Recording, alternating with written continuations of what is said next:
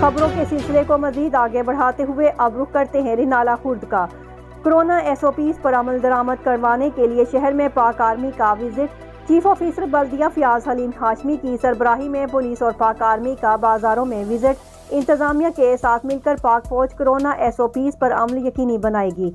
बाजार में रश वाली दुकानों पर SOPs की खिलाफ वर्जी पर इंतजामिया कार्रवाई करेगी। कोरोना वायरस की तीसरी लहर अवाम को एहतियाती तदाबीर पर सख्ती से अमल करना होगा। हमें रिपोर्ट की है हमारे डिप्टी ब्यूरो चीफ उकाड़ा डॉक्टर मोहम्मद रफीक ने।